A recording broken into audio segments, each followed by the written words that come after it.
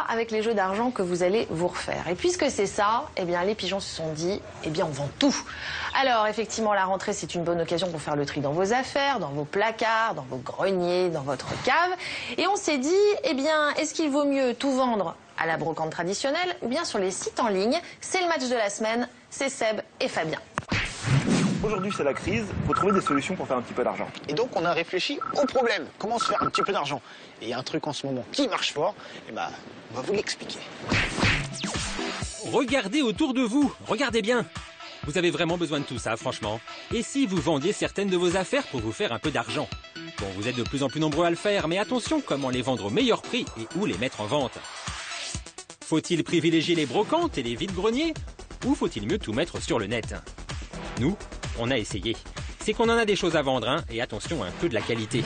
Un vinyle rare de François Valéry, un maillot officiel de la Juve. Ah, la tendresse. Un jeu vidéo, le dernier titre de Claude François, un film dédicacé par son réalisateur et deux pins collector, Picsou et les Tortues Ninja. Pour nous, que des objets inestimables. Maintenant, on veut les vendre au meilleur prix, hein, pas question de les brader. Alors qu'est-ce qu'on fait? Fabien, il est plutôt vente directe, tchatch et bagou. Il s'est inscrit dans un vide-grenier. Seb, lui, il va tout miser sur le net. Des sites de petites annonces, c'est pas ce qui manque, mais comment choisir? Tiens, pourquoi pas Viva Street? Il se revendique numéro 1 de l'annonce en ligne, alors on est allé les voir. Alors il y a des vrais numéros 1, il y a des faux numéro 1. Je sais pas si nous on a marqué numéro 1, mais on n'est pas numéro 1, on est numéro 2. D'accord. Donc, le premier c'est le Bon Coin. Exact. Vous êtes juste derrière. Voilà. Ah, on allait voir le Bon Coin alors.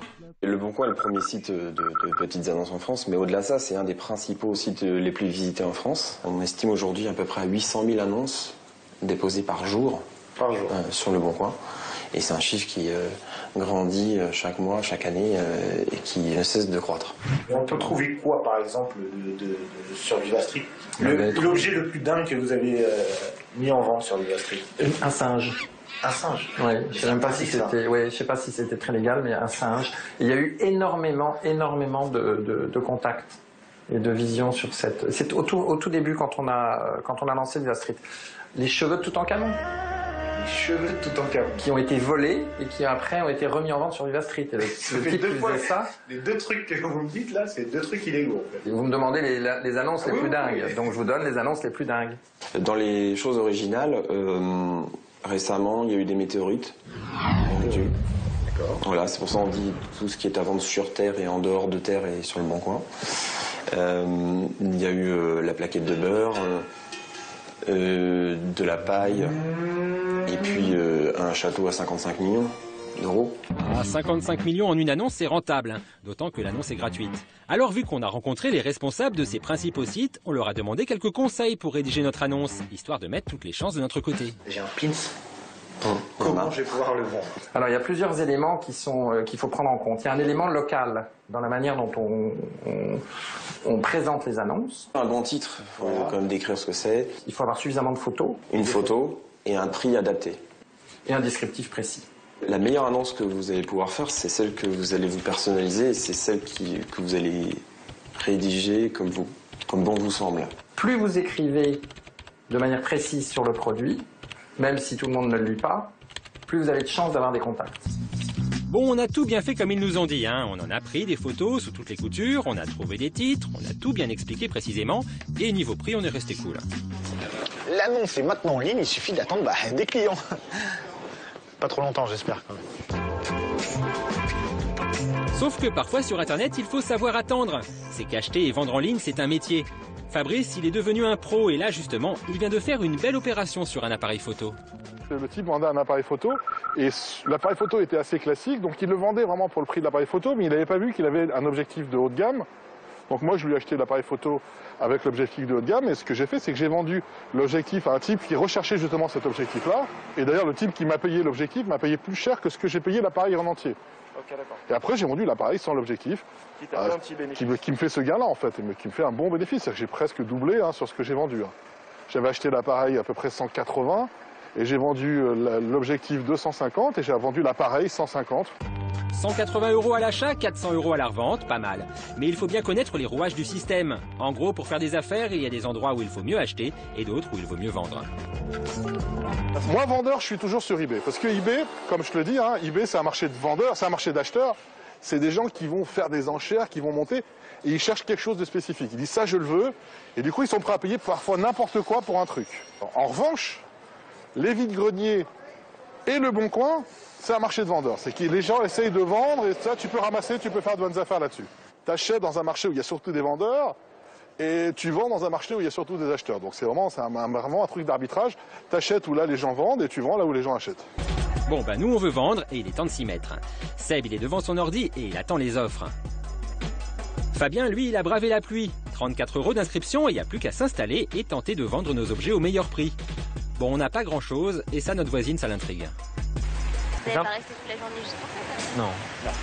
Pourtant des clients potentiels on en a eu. Je cherche le même mais en couleur. En couleur? C'est quoi la différence? Bah dis donc le vinyle est couleur rouge. 15 € ça vaut ça? 15 €. Si j'ai un 9, 15 €. C'est combien ça? Ça doit être... c'est cher. 30 €. Oh, vous êtes cher, vous. Hein. Ah ouais, moi c'est le petit magasin cher. C'est plus le beau compte, là. C'est Champs-Élysées, mettez Champs-Élysées par terre. Ouais, on s'est peut-être un peu trompé dans l'évaluation de notre marchandise et ça dans un vide-grenier ça pardonne pas. On était à côté de toi, on s'est aperçu que tu vendais énormément. Oui. Alors, est-ce que tu peux m'expliquer déjà comment tu fais pour vendre aussi bien? Le secret, c'est de vendre pas cher. Les gens, ils viennent pour acheter pas cher. Pas cher. Donc ça ils peut faire négocient combien? en général 1 € le vêtement. Ah, pas plus. Non. Est-ce que tu as l'habitude de vendre sur Internet aussi? Oui, aussi. Un peu sur. Et c'est quoi que tu préfères entre Internet et... On se fait plus d'argent sur Internet. D'accord, ok. Mais là, c'est assez rigolo. Le jeu de jouer à la marchande comme quand on était petit. Comme Quoi. ça, en fait. Oui, c'est assez drôle. Pas tous les jours non plus. Hein. Bon après 4 heures de présence sur le stand, faut être honnête, on n'a rien vendu. Alors lui, Fabien, il a rien compris. Le mec, il est sous la pluie à son vide-grenier, il a rien vendu. Là, moi, j'ai rien vendu. Mais à mon avis, dans 1 heure, je suis blindé. Direction les Bahamas. Tiens, je vais vérifier où ça en est. Toujours rien. Actualiser la page. Toujours rien. Ça va venir. Bon, si un pins Tortue Ninja ou un vinyle de Daniel Guichard vous intéresse, n'hésitez pas, ils sont toujours en vente. Hein. Dépêchez-vous, hein, on a pas mal de demandes. Hein. On aimerait bien se faire un peu d'argent quand même. Ouais, par contre, c'est toi qui payes. Hein. Tu dois être blindé, là. Pourquoi c'est moi qui paye? Bah, t'as dû bien vendre sur ta brocante, là, machin, tout ça. Non, pas trop, mais sur Internet, ça fonctionne mieux. Internet, ouais, ça fonctionne bien, mais moi, pas vraiment. T'as pas vendu? C'est quoi? J'ai plus soif, finalement. On va repartir. Mais t'as pas vendu? Non, mais je te raconterai plus tard.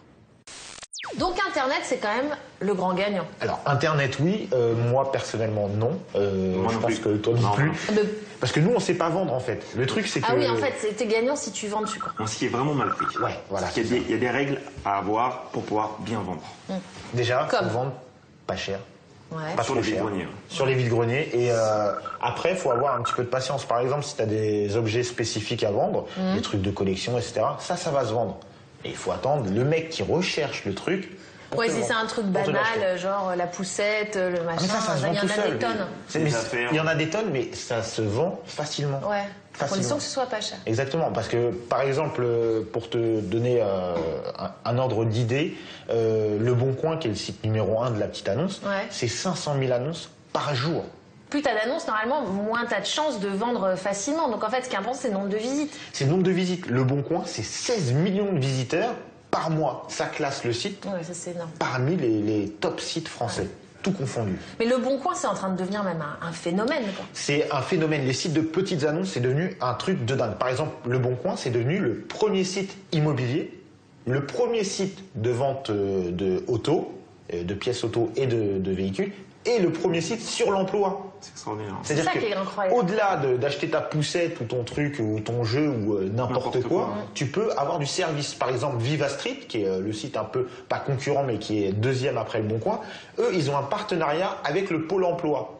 C'est-à-dire que vraiment, ça a dépassé les Ils sont limites branchés, le Pôle du emploi, quand même, hein. vide-grenier. Le Pôle emploi Ils sont hype. Hein. ouais, ils sont plutôt 2.0. Enfin, plus 0. Non, ils sont très forts. Franchement, ils ont su s'adapter et faire un partenariat comme ça, ça prouve la tendance. C'est-à-dire que les gens consomment par Internet, vendent par Internet et maintenant recherchent leur taf, leur voiture, tout par Internet. Après, c'est deux modes différents de vente. C'est-à-dire que le vide-grenier, c'est vraiment, on a envie de se débarrasser de ce qu'on a en plus chez soi. Ça, ouais. On peut le faire entre amis. Il y a un côté un peu communautaire, convivial, c'est encore autre chose. C'est complémentaire, les deux sont complémentaires. Mais alors, comment on sait si on a un vide-grenier dans son quartier, dans sa ville? En fait, il y a des sites spécialisés sur Internet qui nous indiquent les horaires et si c'est le samedi, le dimanche, même un petit peu en semaine. Mais en fait, c'est très distingué pour les professionnels et pour les vide-greniers. Parce que les brocantes, c'est très professionnel. Ouais. C'est-à-dire que on n'a pas énormément En fait, c'est des antiquaires et tout ça. Voilà, exactement. Et les vide-greniers, c'est les particuliers. Voilà. Donc c'est vraiment distingué, il faut vraiment faire attention. Et les antiquaires, ils viennent acheter dans les vides-greniers, puis après ils vont revendre. Exactement. Et après, éventuellement, ils vont revendre sur Internet. Exactement, oui. Ça, il y a beaucoup de personnes qui font ce genre de choses, c'est-à-dire qu'ils viennent dans les vide-greniers pour acheter des petits objets, n'importe quoi, 1 ou 2 euros, 10 euros maximum, et après ils les vendent sur Internet. Pourquoi? C'est un vrai business, C'est un vrai business. Comme quoi, il vaut mieux d'abord aller dans le vide-grenier. Exactement, parce que les gens sur les vide-greniers se débarrassent. Bah oui. C'est-à-dire qu'ils tu vas payer moins cher et tu ils peux n'ont pas forcément conscience de la valeur des objets qu'ils vendent. Ils vendent pour se débarrasser. Alors que sur Internet, tu peux vendre pour vraiment te faire un petit peu d'argent. Eh ben merci, les amis.